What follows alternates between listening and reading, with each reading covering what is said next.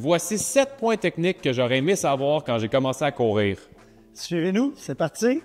Point numéro 1 que j'aurais aimé savoir, c'est le regard vers l'avant. On voit beaucoup de coureurs qui courent la tête penchée en regardant le sol. Première des choses, c'est que ça va créer vraiment là, une courbe au niveau de ton haut du dos. Et autre chose, c'est que ça ne va pas t'aider à ouvrir ta cage thoracique pour ta respiration. Point numéro 2, la respiration.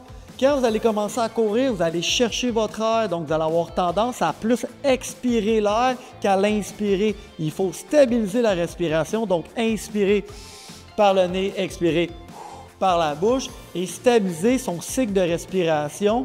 Ça ne sera pas facile, mais il faut penser à ça dès les premiers pas de jogging.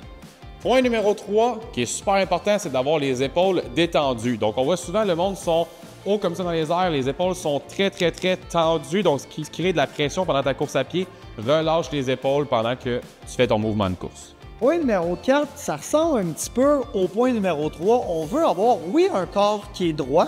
On ne veut pas avoir un dos qui est rond, mais on veut avoir une légère inclinaison vers l'avant. De toute manière, lorsqu'on va courir, on va être naturellement propulsé un petit peu vers l'avant. Donc, on oublie le corps trop droit, on oublie un corps trop penché vers l'avant, mais on est juste un petit peu incliné vers l'avant. De toute manière, la course devrait vous amener naturellement dans cette position-là.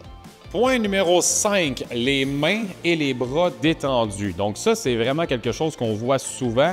Première des choses, au niveau des mains. OK? Donc au niveau des mains, on ne devrait pas avoir les poings fermés comme ça ici. On parle souvent de la technique au niveau des œufs. On ne veut pas casser les œufs qu'on va avoir dans nos mains et on reste détendu au niveau des mains. Au niveau des bras, on voit souvent des joueurs de hockey. Donc de chaque côté, les bras sont de chaque côté. Donc les bras sont détendus et passent le long du corps avec une bonne technique de course.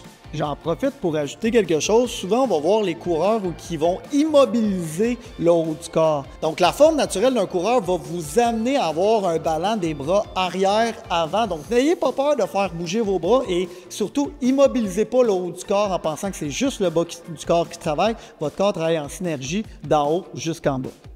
Point numéro 6. Lorsque vous allez vous mettre à courir, peu importe votre poids, votre masse musculaire, courez léger. Il ne faut pas entendre vos souliers frapper contre l'asphalte. Oui, il va y avoir un bruit puisqu'il y aura un poids du corps sur le sol, mais il faut être léger à la course. Ça va être bon pour les articulations, ça va être bon pour votre endurance à la course. Point numéro 7, pour courir léger, il va falloir amortir avec la plante du pied. On voit souvent des coureurs qui courent sur le talon. Donc, quand tu cours sur le talon, ça ne va vraiment pas t'aider sur le long terme et ça va vraiment être dommageable aussi pour tes genoux. Donc, amortir avec la plante avant du pied va t'aider à être plus endurant au niveau de ta course à pied.